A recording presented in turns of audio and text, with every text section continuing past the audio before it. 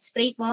Aming Ama, Diyos na buhay, patuloy Lord, nagpapasalamat kami Panginoon sa gabing ito na pinagkaloob mo. Salamat nga po Lord God sa pagbibigay sa amin Panginoon ng pangunawa Lord God na nagmumula sa iyo Panginoon. At salamat Lord dahil sa pag-ibig mo Panginoon ay binigay nga po sa amin. At salamat Lord God dahil ngayong gabi Panginoon, alam namin Lord na mapagpapala ang aming mga buhay Panginoon as we hear Lord God yung mga mensahe mo Panginoon ngayong gabi. Kaya salamat nga po Lord God sa bawat isa Panginoon na naglaan ng oras Panginoon na makapag-join Panginoon sa online Bible study. And I pray Lord God na ikaw nga po ang kumilos, humipo Panginoon sa buhay ng bawat isa. At salamat Lord God sa lahat ng gagawin mo ngayong gabi Panginoon. At sa iyo lamang Ama ang pinakamataas sa purit pagsamba sa tayong pangalan ni Jesus. Amen. Amen. Ayan, ngayon po, ayan, feeling ko po may idea na kayo sa topic natin ngayon dahil tungkol po siya sa, ayan nga po, yung love language of God. Ayan, kung kanina po, di ba nakita natin yung 5, tinanong po tayo kung ano yung, sa 5 na yon kung ano yung mga love languages natin. Pero alam niyo po ba, personally, at saka pinakauna po talagang nagbigay ng lahat ng yon, di ba, ng mga love language na nakita po natin yung 5 na yon, si Lord nga po. Kaya simulan na po natin. Sabi nga po dito, na pag binasa nga po natin yung Bible, sabi po diyan, yung sinasabi doon yung pag-ibig mismo. As we read the scripture, di ba, malalaman po natin na kung gaano po nga pagmahal ang Diyos. Kaya nga po sabi sa John 3:16, we know that God loves us. Ayan, di ba? Alam naman po natin doon na kaya nga po binigay ng Ama, di ba, ang kanyang anak na si Jesus dahil ganun tayo kamahal ng Panginoon. At sabi nga po dito, and that God is love. Diyan pa po nababasa yun sa 1 John 4:8. Kaya simulan na po natin yung number 1 nga po. Ayan, mabilis lang naman po ito. Ayan. Una po, sabi diyan yung acts of service. O yung tinatawag nga pong His works. Ayan, sabi nga diba sa Psalm 77:11, I will remember the deeds of the Lord. Yes, I will remember your wonders of old. Sinasabi po dito, diba, na tayo pong lahat as we read the Bible o kung nabasa po talaga natin yung Bible, diba, lalo na po sa New Testament, diba, nakita po natin doon kung paano talaga kumilos si Jesus, paano po siya gumawa nung nasa earth pa siya. At the same time, sa Old Testament naman po, diba, nakita natin kung gaano kamahal ng Diyos, di ba, ang mga tao sa pagkilos niya sa mga tao, sa mga pag-provide, pag-ibigay ng mga bagay-bagay na kailangan nga po ng mga taong yun. At ngayon, sa panahon natin ngayon, alam natin na si Lord, mahal niya tayo, di ba, because of the works that the Lord has done sa mga buhay po natin. Kaya ito nga po yung mga listahan o yung mga halimbawa ng acts of service ni Lord sa atin pong mga buhay. Kaya pakinext na nga po. Ayan, sabi po dyan sa letter A, Jesus made the trip from heaven's glory to live among us. Sabi po yan sa John 1:14 na kung saan, di ba, si Lord nga daw po, ang Diyos nga po natin. Sabi po dito, di ba, nakatira na siya sa langit, di ba, ang totoo, napakasaya doon, napakaganda.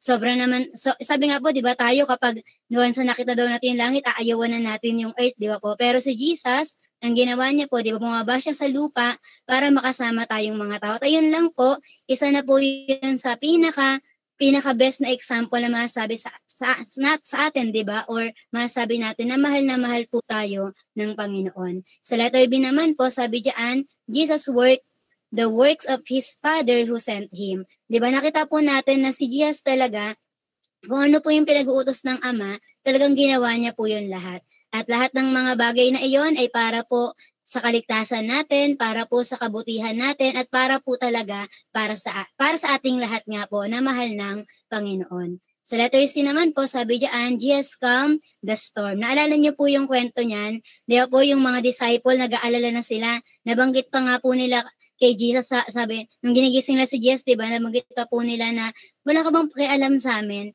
Pero di ba, anong ginawa ni Jesus? Pinakalma niya yung storm at nagulat nga po yung mga disciple, di ba? Na si Jesus, kalmado lang siya ng time na yon. At the same time, di ba, talaga namang kumilos ang Diyos. At nakita nating lahat, o nabasa po natin, di ba, kung paano sinunod ng kahit ng storm, di ba, ang Diyos po natin. At sa pamamagitan na yon, o niyan, di ba, masasabi po natin na act of service din po yon. Sa letter D naman po, sabi diyan, Jesus performed great miracles. Napakadami pong ginawa ng Diyos, di ba? Nakita po natin, napakadaming ginawa ni Jesus, nagpagaling siya, di ba? Binuhay ang patay, tapos sabi nga po, pinakain ang 5,000, ang 4,000, di ba po? At sabi doon, hindi lang yon, niyakap yung mga yung mga kahit yung petongin, di ba po? Yung mga taong nasa paligid niya talaga namang pinakitaan niya to ng love niya. At nakita po natin na sa mga miracles na yun, di ba, Jesus works in our lives din po. At kahit sa time natin ngayon, di ba, meron po tayong mga pinagpipray o sinasabi nga po na si Lord talaga, siya talaga yung miracle, wonder-working na God nga po sa mga buhay natin. At sa letter E naman po, Jesus walks on water naman po, di ba? Ito po yung time na akala ng mga disciple, di ba po, meron daw multo o ghost nga nung time na yon. Pero si Peter nga po, di ba, sabi niya, kung ikaw talaga ang Diyos, di ba? Sabi po doon, hayaan mong makalapit ako sa iyo. Kaya ano pong ginawa, di ba, ni Jesus? Sabi niya, sige, lumapit ka sa akin. That's why nga po nung time na yon, di ba, talaga naman, makita nating nag-serve si Lord. Kasi nung time na nakatingin lang si Peter kay Jesus, tuloy-tuloy siya. Pero nakita niya po yung yung alon, yung agos nga po ng tubig, 'di ba? Ano nangyari? Unti-unti po siyang lumubog. At ginawa ni Jess, 'di ba? Hindi niya hinayaan na lumubog lang 'yon. Kundi sabi niya po, ay ang ginawa niya, hinawakan niya yun sa kamay at iniahon si Pedro. Kaya ganun po si Jess na hindi niya po hinahayaan ang bawat yan sa atin, 'di ba? Na malugmok nga lang daw po o pabayaan. Kundi ang gusto ni Lord, lahat po tayo talaga namang katulad ng sinasabi sa kanta ng ang buhay ng Kristiyano, 'di ba? Ang buhay ko kay Kristo, 'di ba? Sabi po doon ay paangat ng paangat. Na gusto ni Lord, hindi po tayo ma-down, hindi tayo maging stagnant lang, kundi gusto ni Lord, 'di ba po, mag-progress po tayo. At sunod po sa letter F naman po, sabi diyan, Jesus confronted demons. Ayan talagang acts of service din po yan sa atin. Kasi ang dami po ngayon, di ba, talaga namang inaalipusta ng demonyo, di ba, talaga namang pinoposes. At sabi dito, di ba, si Jesus ayaw niya nun kasi ang gusto niya, bigyan tayo ng buhay at ng masagana pong buhay. Kaya ibig sabihin nun, ang mga nakay Kristo na, hindi na po tayo alipin ng kaaway, kundi tayo po ay lingkod ng Panginoong Diyos. At sabi, pinalaya ng ating Diyos nga po. At sa letter G, sabi po diyan, Jesus suffered humiliation and agony for us. Alam niyo po, sa sobrang paglilingkod ng Panginoon, kahit nga po yung napakahirap na bagay, di ba po, ginawa niya po yun. Kaya minsan, di ba, sa atin pong mga tao, nagreklamo tayo o napapaisip tayo na, Lord, ang hirap naman ng mga nangyayari sa buhay namin. Pero ang totoo, di ba, si Jesus po, naranasan niya po ang lahat ng yon. Naranasan niyang mapahiya, di ba? Naranasan niya pong ipahiya sa mga tao, naranasan niyang maghirap, di ba po? Pero para saan po ang lahat ng yon? Para po sa ating lahat. Kasi in-endure ni Lord yung lahat ng yon kasi ganun niya po tayo kamahal. Meron po ba dito kaya yon yung talaga namang maglilingkod ka ng the best, di ba? Sa buhay mo na kahit nahihirapan ka na dahil ganun mo mahal, ganun mo kamahal yung mga tao, ganun mo kamahal ang Diyos. Kaya ayun po yung example ni Lord, di ba po? At sunod po, may kasunod pa po yan. Sa letter H naman po, ayan. Sabi po dito, Jesus willingly sacrificed His life for us. Ayan, di ba po? Nakita natin dun po sa cross ng Kalbaryo, di ba? Nung napako si Jesus, di ba? Binigay niya ang kanyang buhay. Na kung saan, sabi nga po sa Bible, di ba? Kung naibigay na ng Diyos si Jesus, di ba? Na mahal niya, di ba? Ano pa ang hindi kayang ibigay ng Panginoon sa atin? Kaya dito lang po pinapakita at si Jesus po mismo, He is willing, di ba? Minsan po naiisip natin na hindi tayo ganoon yung parang kung alam natin hindi naman tayo mahal ng tao, ba't naman natin isa-sacrifice sa buhay natin, di ba? Pero si Jesus, wala pa tayong sagot na yes, di ba po? Pero binigay niya na. Sabi ko nga, naalala ko nga po yung sinabi ko kahapon sa church nga po na 2,000 years ago, binigay niya na po yung buhay niya. Di pa tayo pinapanganak, ibinigay niya na ang buhay niya. Hindi niya pa naririnig kung ang sagot ba natin ay yes, tutugon ba tayo sa Diyos, maglilingkod ba tayo? Pero binigay niya na po ang buhay niya para po sa atin. Ganun tayo kamahal ng Panginoong Diyos po natin. At sunod, sabi po dito, letter I, Amen. sabi niya, Jesus walks, amen, before us and beside us, 'di ba? Lagi po nating tandaan sa act of service din po, 'di ba? Yung lagi tayong sinasamahan ni Lord, 'di ba? Yung dati po pinanood kami sa amin ni pastor yung isang tao nga po, 'di ba, na sa lahat po ng ginagawa niya, nandun si Jesus. Kahit nasa truck ng basura, nakaangkas din dun si Jesus, 'di ba? At kahit kung nasaan nga po siya. At ay tayo pala. Kaya si Jesus talaga, sinasamahan niya po tayo sa mga lugar na pinupuntahan natin na kung saan alam ng Diyos, 'di ba, na talaga namang kaluluguran ng Diyos yung mga lugar pong 'yon. At sunod sa letter J po, sabi diyan, Jesus intercedes for us as our mediator in heaven. Kaya alam niyo po hanggang ngayon, nag-act of service pa rin si Lord, 'di ba? Sabi sa Bible yan, sa Hebrews, di ba? Sabi po doon na si Jesus, He is ever lives, di ba? To pray for us. Na ibig sabihin po, kung may mga pagkakataon na hindi mo mag-pray yung sarili mo, may mga pagkakataon na hindi ka nagpipray, si Jesus pala, lagi kanyang pinagpipray. Kaya di ba nakaka-touch po yun? Kasi naalala ko nga po dati yung one time sa prayer meeting namin, di ba? Sabi doon, sabi na kapag pinagpipray mo yung tao, ibig sabihin, you show love sa kanila po. 'Di ba? Kaya napaka loving talaga ng Diyos sa natin, 'di ba? Na talaga namang pinagpipray niya po tayo. At letter K naman po, sabi diyan, Jesus is preparing a place for us in heaven. Kaya alam niyo po, sabi sa John 14, 'di ba? Sabi doon, babalik si Jesus saan? Sa langit para daw i-prepare po tayo ng mansion, 'di ba? At sabi doon, na kung saan pag pumunta tayo po doon, meron tayong mansion na kung saan titirhan po talaga natin. That's why totoo po ang langit. Na tayong lahat, di ba, hindi naman po talaga ito yung buhay natin.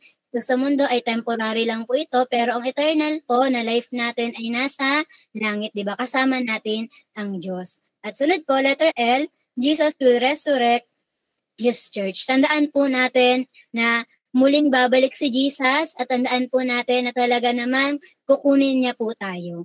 Kaya ibig sabihin, di ba, sa time natin ngayon, ang totoo, we are waiting lang po sa pagdating talaga ni Jesus. That's why we have yung OBS, yung church gathering nga po, di ba? Kasi alam natin na meron tayong inaantay talaga na loving Father, na meron po tayong inaantay na Diyos talaga na unang nagmahal po sa ating lahat. At sunod po, sa letter M naman, ayan, basahin ko lang po.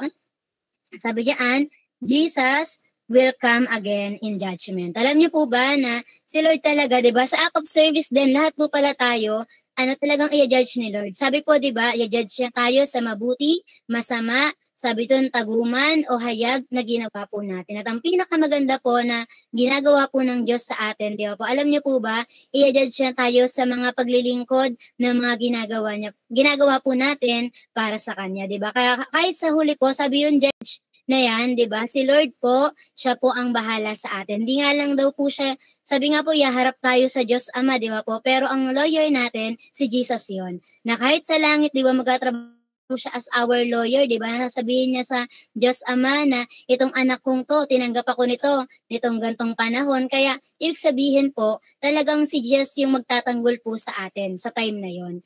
At sa letter N naman po, sabi diyan, Jesus will make all things new. Ayun po yung promise, di ba? Pag binasa po natin ang Revelation, di ba, talaga namang magkakaroon ng new heaven and new earth. Kaya, kasi ang gusto ni Lord, di ba, talaga namang lahat ng bagay, di ba, yung old will be gone na talaga. As in, yung mga mali dito, yung mga hindi maganda sa mundo, di ba? Kasi pagdating ni Jesus, di ba, babaguhin niya ang lahat, di ba? Yung magkakaroon daw ng new heaven and new earth. At sa ating ding buhay, di ba, tuwing nga pong nung tinanggap natin ang Diyos, di ba po, lahat po ng mga mali sa buhay natin, lahat ng mga kasalanan, lahat ng paghihirap ng kaaway sa buhay po natin, inalis niya na po yun. At ngayon po, nakapaglingkod tayo sa Diyos na parang bagong-bago talaga tayo, na kung saan talaga namang tinubos, niligtas, di ba po, pinatawad at minahal po ng ating Panginoon. Ganyan po ang acts of service ni Jesus. Kaya nga po sabi dito sa next na slide niyan, sabi po diyan, for what Jesus has done.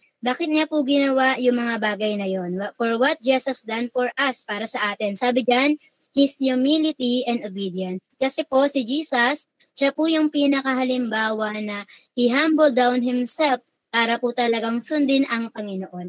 Kaya tayo din po, di ba? Tayo, yung mga sinabi kayo ng ginawa ni Jesus sa atin, di ba? Na acts of service, yung sinabi niyo nga po mga sagot niyo at kahit sa church, di ba po, ano po yung mga paglilingkod na ginagawa natin, lagyan po natin yan ng humbleness at obedient talaga sa Panginoon.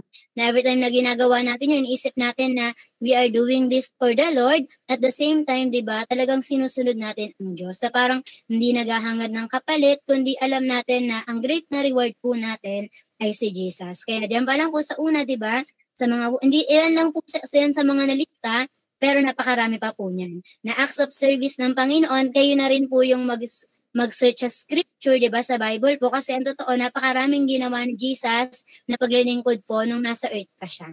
At sunod po, pangalawa, sabi po dito, yan naman po yung words of affirmation. Sino dito yung mahilig magsalita ng mga magagandang salita po, 'di ba, yung mga good words, mga words na nakaka-encourage sa mga tao, 'di ba po?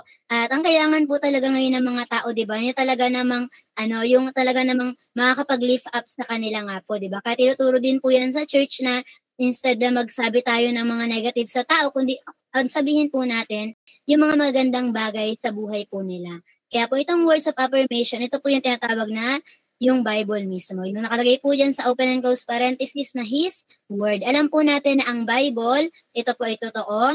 Ang Bible po, ito po ay pwede nating panghawakan, di ba po? At ang Bible, pag binasa natin yun, hindi tayo madi-discourage, kundi tayo ay ma-uplift, tayo ay matutulungan ito every time na binabasa po natin ang mga Bible natin. Kaya nga po, di ba, sabi nga po dyan sa Genesis 1:1, di ba po, at John 1:1, by His Word, God brought the world into being. Di ba po, yung sinabi na mula sa salita po ng Panginoon. Okay, next nga po yung slide. Ayan. Ayan. Sabi po dito, His words of love are recorded in Scripture and shall never pass away. Tandaan po natin yan, sabi sa Matthew 24:35, heaven and earth will pass away, but my word, but the word of God, di ba, will never. Na ibig sabihin po niya na lahat ng mga bagay, di ba, talagang pwede natin panghawakan nga po ang Bible, di ba po. Sabi nga po, nung time na yung mga tao, dahil nasa puso na nila yung Bible, di ba, yung time nga po na may mga inuusig nga po, di ba, yung mga dating mga Kristiyano, 'di ba? Dahil po nasa puso na nila yung Bible, 'di ba? Ito po yung pinanghawakan nila. Kaya every time po na binabasa natin yung Bible, talagang i-meditate natin 'to. At tandaan po natin na His words never fail. Naintindihan po natin at dahil settle yun sa Bible, dahil sinabi yun ng Bible, 'di ba? Dahil sinabi yun ni Lord, magiging settled din po yun sa mga buhay natin. Sabi nga po dito, His words are also, sabi dito, written in our heart. Tandaan po natin na dapat yung Bible, di ba, laging nasa puso natin yan. Kaya nga po, paano po mailalagay yan o pupunta sa puso mo? Every time po na binabasa mo yan. Hindi yan magic na gusto mo lang ilagay sa puso mo. Kailangan, i-meditate mo yon day and night. Sabi rin po dito, kailangan talagang, yung talagang pagbulay-bulayan, talaga namang mataimtim na pag-aralan ang salita ng Diyos. At sinasabi rin po dito na we should ponder them in our hearts and allow them to direct our path. So, alam po natin na ang Bible mismo, di ba, it direct our path. Tandaan po natin yun ha, na talagang wala pong Kristiyano na nagbasa ng Bible na sabi nga po, napariwara o napabayaan yung buhay. Every time po na binabasa nila yung Bible dahil Word of God to, may guidance ng Panginoon doon. Sabi po dito, lahat po nagkakaroon po ng right na direction. At tandaan po natin, sabi po dyan, Jesus' words is precious because He is precious. Ayun po, di ba, napakagandang di ba, panghawakan na dahil precious si Lord, di ba, alam natin na precious din yung mga salita niya. At sinasabi nga rin po dito, di ba, na the Bible reveals to us, sabi dyan, God's precepts, principles, and promises. Every time na binabasa po natin ang Bible, nalalaman natin ano ba ang nais ng Diyos, ano ba ang mga prinsipyo, di ba? At ano ang mga pangako ng Diyos sa buhay po natin. Kaya po, di ba, kung gusto niyo po talagang makilala o makilala natin ang Diyos, di ba, basahin po natin ang Bible. At every time na binabasa natin to, di ba, alam niyo po na sa araw-araw ng buhay natin, di ba, it adds sa buhay po natin na mga good things dahil yung Bible, precious po yun. At nga, it is real sa mga buhay natin. And it can transform us sa gusto ni Lord na maging kung tayo. At sabi po dito, the Bible is our roadmap. Ayan, tandaan po natin yung lahat kapag iniisip natin, saan tayo pupunta, anong gagawin natin. Our Bible is our roadmap. Hindi po tayo maliligaw, hindi tayo mapunta kung saang landasin, kundi meron po tayong tamang path na pwedeng sundan. At sabi rin po dito, and our life coach for living. Ayan, kung ang mga life coach nga po, sila yung mga nagliligtas, kung kapag may nalulunod, di ba? Sila yung parang mga watchman tower, di ba? Pero sa atin nga po, ang Bible talaga, siya mismo, ayun po yung tutulong po sa atin kasi si Lord po mismo yung Bible. Okay po, kaya alam natin na ang Word of God, kapag po sinabi natin yan sa mga tao, ano ba naman yung laging pag-extend natin ng mga verses, di ba, yung mga nababasa po natin, kasi sanat sa mga tao, kasi it brings encouragement to others. Kaya po, di ba, huwag tayong mapagod mag-share, mag-post, di ba, kung mahilig kang mag-post, di ba, ang post mo, yung talaga namang nakaka-lift up, i-post mo mismo yung Bible, di ba, yung Word of God, nang sa gayon, di ba, pag may nakabasa nun, may encourage po sila. Okay po, kahit nga po sa mga my notes natin, huwag na po tayong magsabing pagod ka na, di ba? Kasi sabi ni Lord, di ba, lahat ng mga napapagod, lumapit daw po sa Kanya. Bakit hindi Word of God? Instead of saying kung ano yung nararamdaman mo, hayaan mo yung Word of God, yung mag-ayos sa ating mga emotion. Okay po? At sunod po, number 3, pangatlo na po tayo, 5 lang naman po ito. Ayan, sige po, sa pangatlo, sabi po dyan, ayan po, sabi sa pangatlo ay giving. Kanina may sumagot, receiving money, di ba? Pero si Jesus hindi receiving yung ginawa niya sa atin, kundi ang ginawa niya ay giving, di ba? Nagbigay po siya. At sabi po dito, yung gift giving, di ba? Binigay niya yung grace. Ano po ba yung grace, di ba? Yung biyaya ng Diyos, di ba? Sabi doon, yung hindi natin deserve, pero ibinigay niya. Naintindihan po? Kaya the greatest gift God gave to mankind is the gift of Jesus, His Son. That's why po, di ba, we are very thankful na dumating si Jesus sa earth, di ba po? Kasi kung hindi dumating si Jesus sa earth, kung hindi niya binigay ang buhay niya, di ba po? Sabi po doon, walang pag-asa ang ating mga buhay. Kaya we thank the Lord kasi binigay ni Jesus yung buhay niya para sa atin, di ba? At talagang meron po siyang plano para sa atin. At tulad po, sabi po diyan, we didn't earn nor sabi diyan we deserve His gifts, but God is lavishly generous in pouring His grace out on His children. Na alam niyo po ba na talaga namang si Lord, ang gusto niya lagi ang magbigay po sa atin, di ba? Ang totoo si Lord, sabi nga po, di ba, bakit daw po na tayo natutong magbigay? Dahil meron po naging example. Hindi daw po matututunan niya ng tao kung walang nagbigay. Kundi sabi, dahil kay Jesus, di ba, binigay niya yung binigay ni Jesus yung buhay niya, binigay ng Ama yung anak niya, di ba? At sabi po doon, kaya tayong mga tao, di ba, natututo rin tayong magbigay nga po. At sabi, all we need to do is to receive that which He desired to give us. Kaya po ano lang po ang dapat nating gawin? Tanggapin. Ayan, meron po bang kapalit yon? May presyo po bang sinabi ang Diyos? Di ba wala po? Kasi talagang free na gift yun, di ba? Kahit wrong redundant daw po yung free gift, di ba? Pero yun talaga yung pinaka-best na explanation, talagang libre, talagang regalo, walang pwedeng magsabi na may bayad ang kaligtasan po na ibinigay ng Diyos. At sabi po dito, the greatest gift God ever gave to mankind is the gift of Jesus. Sabi po dyan, Jesus, His Son, yung anak niya nga po. And through Jesus came all God's gift of grace. Kaya po ito po yung mga listahan, nandyan din po yan sa PowerPoint, pakinext lang po. Sabi po dyan, the gift of Jesus, diba? Ano po ang unang binigay sa atin ng Panginoon? Ito nga pong si Jesus doon sa John 3:16 at saka sa John 4:10. Doon po natin yan mababasa. Sunod naman po, the gift of salvation or eternal life. Tayo pong lahat, 'di ba, ang mankind talaga nung create po to ni Lord, 'di ba? Tayo po talaga, meron tayong eternal destination.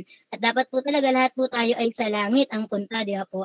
Pero dahil sa kasalanan, 'di ba po, ang nangyari ay nawala tayo sa talaga namang plano ng Diyos po sa atin. Pero ngayon, 'di ba, binibigyan po tayo ng eternal life ni Jesus. Ang dapat lang po natin gawin, di ba? Through Jesus Christ, di ba? Sa John 14:6, through Jesus, tayo po ay maliligtas. At sunod pa pang sa letter C, sabi, the gift of sanctifying power or the Holy Spirit. Alam niyo po ba bakit lahat tayo ngayon kinakaya natin yung mga bagay-bagay? Bakit po tayo nakapagpatuloy? Dahil po yun sa Holy Spirit, di ba? Na nag-teach sa atin, nag-guide sa atin, di ba? Nag-lead po sa atin. Na ibig sabihin po, ayan yung tulong ng Banal na Espiritu. Bakit po natin nakakayanang maglingkod sa Panginoon?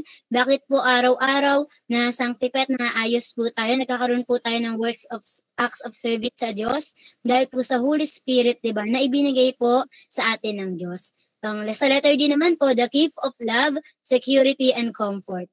Ayan po, 'di ba, ang regalo ng Diyos, 'di ba, meron siyang regalo ng pagmamahal po sa atin, security, 'di ba, that we know that we are secure nga po, 'di ba, kaya hindi po tayo laging matatakot, 'di ba, o kakabahan. At sabi nga po sa Bible, 'di ba, for God has given us the spirit of love, 'di ba, o power of love, 'di ba, at hindi po yung takot. Kaya tandaan po nating lahat na ang Diyos po 'pag nakigiyas tayo, secure tayo. Hindi niya na po kailangan maghanap ng security guard, 'di ba, para po masabing secure po tayo. Kasi si Jesus, we are secure.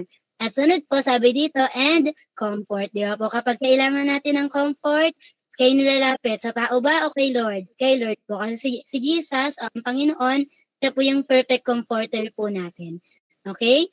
At sa letter E po, sabi diyan, the gift of His riches treasures. Ayan, sabi po sa Bible, di ba, binibigay talaga ni Lord lahat ng mga pangangailangan nga po sa natin, 'di ba? Sabi po, 'di ba, yung sinasabi doon na sa diyan nga po sa sa 4:19, 'di ba, na sinasabi doon through Christ your riches and glory nga po, 'di ba? Na talaga naman ang gusto ni Lord maranasan natin yung kayamanan, abundance, 'di ba? Lahat nga po ng mga pagpapala ma-receive nga po natin. Kaya that's why lahat po tayo pwede tayong humiling po sa Diyos. Wag po nating hayaan na parang bahala na lang kung may blessing na dumating. Hindi po ganoon kasi we need to ask it from the Lord, 'di ba? Totoo, hingin natin kay Lord 'yun kasi gusto niya po talaga maranasan natin o ma-enjoy natin yung buhay po natin dito sa mundo. At sa letter F po, sabi po diyan, the gift of His calling and equipping for services. 'Di ba? Ito po yung sinasabi ko sa inyo kayo na yung dahil po sa Holy Spirit, 'di ba? Kaya lahat tayo, 'di ba? Ang regalo po ng Diyos, pwede tayong maglingkod sa Kanya, pwede po natin siyang paglingkuran ng buong buhay natin, 'di ba? At makapaglingkod sa Kanya na parang talagang karapat-dapat na maglingkod sa Diyos. Kahit ang totoo, nagkakasala tayo, nagkakamali po tayo, pero si Lord nga po, 'di ba? Every time sa amin palagi kong sinasabi yan sa church namin ngayon na yung best ability talaga yung availability kasi napapaisip nga talaga sinong magso-song lead, sinong kakanta, sinong tutugtog, 'di ba po? Pero we thank the Lord kasi merong equipping. Kung meron talagang pagtawag ang Diyos, 'di ba? Meron po siyang pag-aayos na ginagawa nga po. Kaya salamat po sa grace ni Lord dahil yun sa grace niya o sa biyaya niya, kaya po tayo nakakapaglingkod sa Kanya. At marami pong regalong ibinigay ang Diyos, ilan lang po iyan. Kaya sunod na po, sa pang-apat naman, dito naman po tayo sa ayan, touch. Ayan, ito nga po yung kanilang sinasabi ng yung physical touch nga po, 'di ba? At sabi diyan sa close and open parenthesis, ito pong His hugs. Ayan, si Jesus po talaga, ang Panginoon po, 'di ba? Hindi naman talaga natin siya personally na hahawakan, na-touch, 'di ba po? Pero si Jesus, 'di ba, na-feel po natin siya. Nararamdaman natin ang presence ni Lord, 'di ba po? At alam po natin na si Jesus mismo, 'di ba, totoo talaga siya sa ating lahat. Sabi nga po diyan sa 1 Peter 5:7, 'di ba? He cares for us. Kaya nga po sabi doon, i-cast natin lahat ng burdens natin kay Lord kasi nag-care po siya sa atin.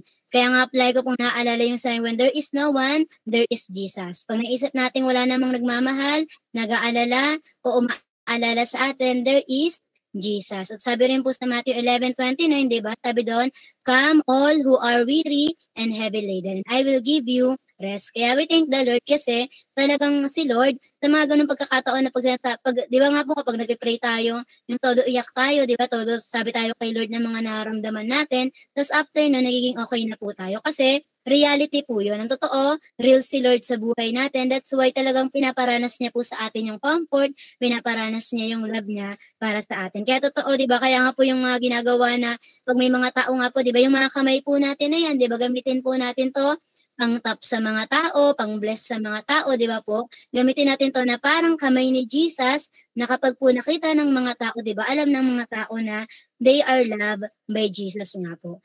Kaya gamitin po natin yan para sa Panginoon. Kaya po sa kasunod, sabi po dito, Jesus heals, soothes troubled brows, provides peace, security, assurance, and contentment to those who know Him. And tandaan po natin na si Lord, ang gusto niya po, di ba, talaga namang maramdaman po natin yung pag-ibig niya. Ang gusto ni Lord, talagang lahat ng mga kaguluhan o kahirapan po sa buhay natin ang maranasan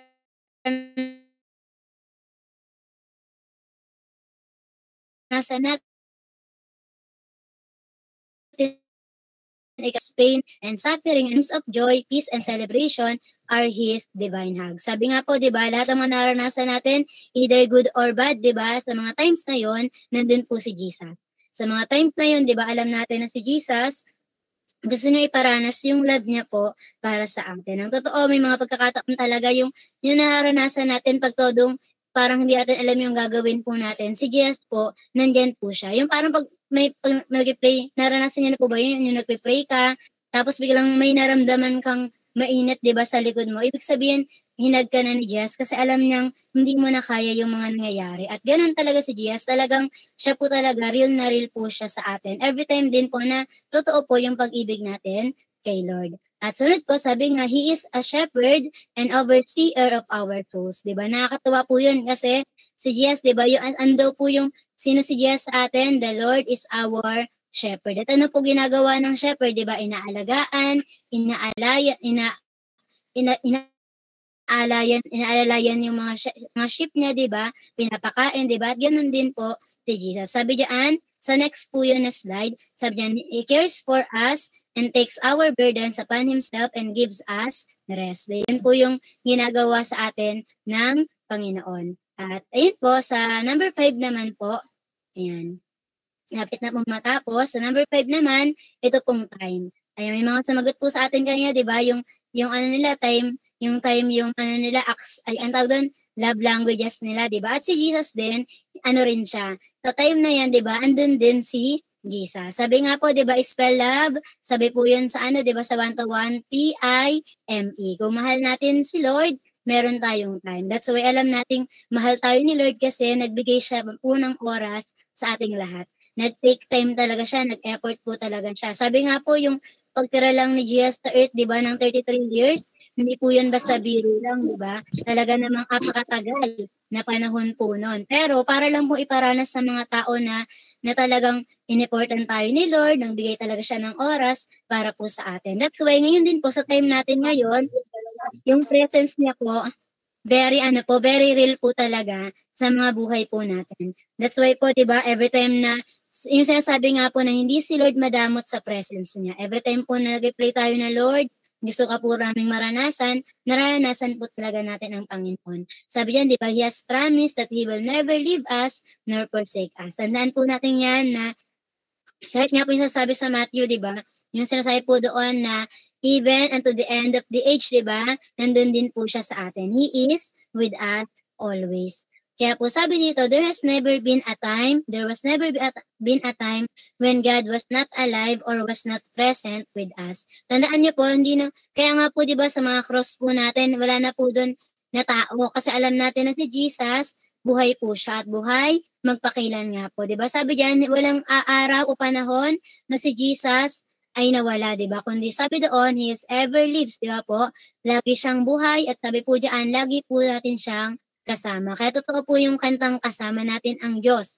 Kasi ganoon po talaga si Lord sa atin. At sabi nga po diyan, our triune God is eternal and omnipresent. Si Jesus, tandaan po natin ang Panginoon, lagi po siyang nandiyan. He is always with us. Pero tandaan niyo po yun sa mga lugar na kung saan nakakalugod lang po sa Panginoon. Sa mga lugar na kung saan alam nating wala dun yung kasalanan.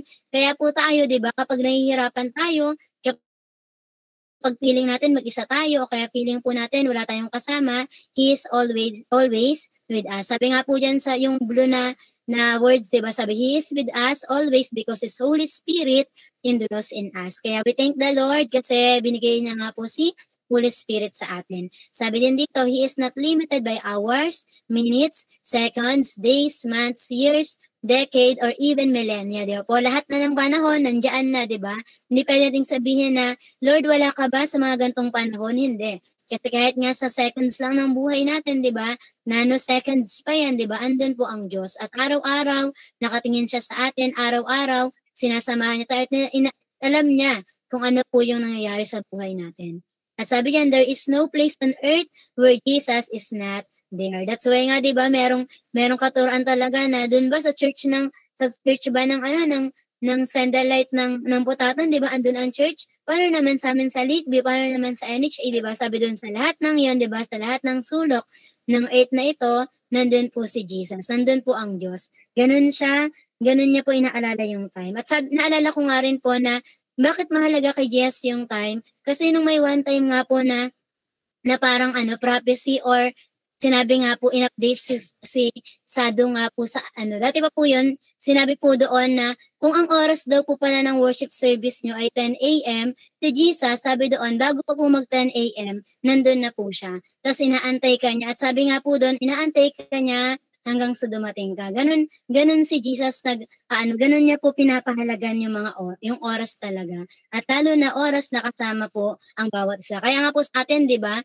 Tandaan po natin na yung oras talaga wag po natin yung nakawin sa iba, yung sinasabing wag po sana tayong magpa-late, wag po sana lalo na po pag oras natin sa Panginoon, 'di ba? Talaga namang i-take natin to as precious. Sabi nga po, 'di ba, yung 15 minutes na pagpunta mo sa church, kumare 10 a.m. ang service, 9:45 nandun ka, sabi doon, on time pa lang yon.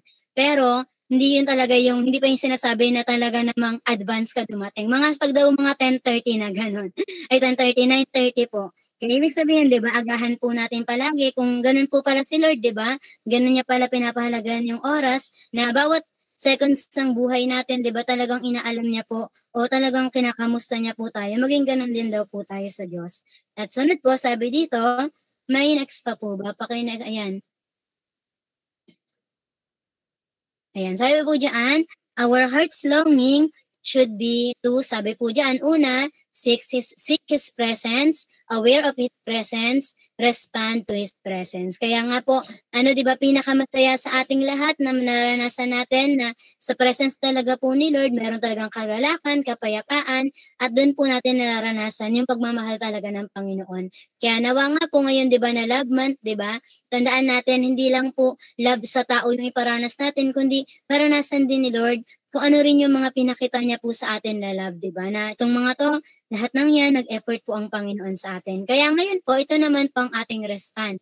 Bilang tayo ay minahal, tinubos, di ba, inalala ng Diyos, di ba, pinakitaan niya tayo ng 5, di ba, na love language niya. Ito naman po dapat yung maging response natin sa Panginoon. Una, devote our heart to the one who is love. At sino po yon? Si Jesus. Nagkaroon po tayo ng devoted na heart para kay Lord po, di ba? Na talaga namang si Lord, siya yung pinakauna, priority mo, siya talaga yung lagi mong inaalala, di ba? At ano man yung maging kapalit nun, di ba? Basta pag kay Lord, si Lord ang laging pipiliin. Sunod po, set your mind on knowing Him. Dapat po talaga namang lagi nating alalahanin na talagang sa isip na natin, di ba, na Lord, gusto ka po namin makilala, gusto ka po talaga naming malaman kung yung kalaliman nga po ng Diyos. Kaya naging ganun po dapat ang pinaka-goal nating lahat. Sunod po, fix your eyes on seeing Him. Kaya nga po tayong lahat, titingin tayo saan? Kay Jesus. Hindi tayo titingin sa mga kapwa natin, di ba? Sabag daw lang tayong look sa side by side natin, sa down, kundi look up po talaga. Nang sa gayon, pag na-fix natin yung eyes natin on Jesus, di ba? Alam natin na talagang merong perfect, di ba, na plan si Lord sa buhay po natin. Sunod, make Jesus your highest valued treasure. Live your life in a way that honors and glorifies Him. Ito, piliin po talaga natin to bilang ngayon nga po, di ba, nakikinig tayo ng Bible study, di ba, nag-aaral tayo ng Word of God, talaga namang naglilingkod o nagsisimba na po tayo, di ba, lagi pong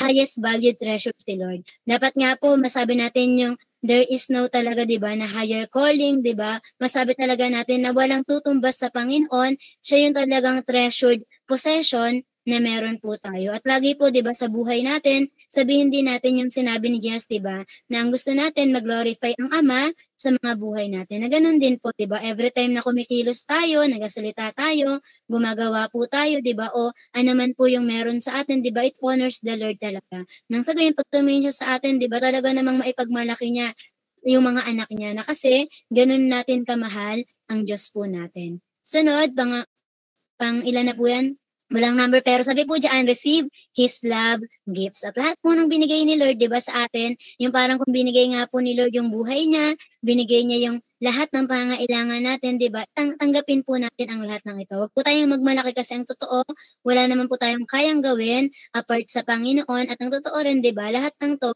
binigay 'to ng Panginoon sa atin dahil gano'n niya po tayo kamahal. At sa last na lang po, give thanks for His amazing and unfailing love. Lagi po tayong magkaroon ng gratitude, 'di ba? Of thankfulness, 'di ba? Talaga namang yung attitude mo magkakaroon ka lagi ng ano, ng talagang lagi kang nagte-thank you kay Lord, tayo po mismo, 'di ba?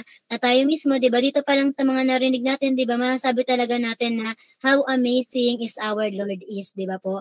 At sinasabi nga kung naituro na po ba sa atin yung pag-ibig ni Lord, 'di ba? Sabi nga po doon, ang pag-ibig ni Lord unfailing yon, unconditional, 'di ba? Sabi yan, talagang hindi rin nagbabago. Ganun yung pag-ibig ni Lord sa atin pong lahat. Na tayong mga tao, na-fail natin yung mga ganung love. Pero kay Lord, perfect love talaga yung kaya niya pong ibigay sa atin. Kaya we must thankful, we must thank the Lord for what He has done. At sabi nga po, lagi po nating alalahanin si Lord dahil si Lord inaalala niya po tayo. Kaya ayun lamang po. Ayan lang po yung love language of God.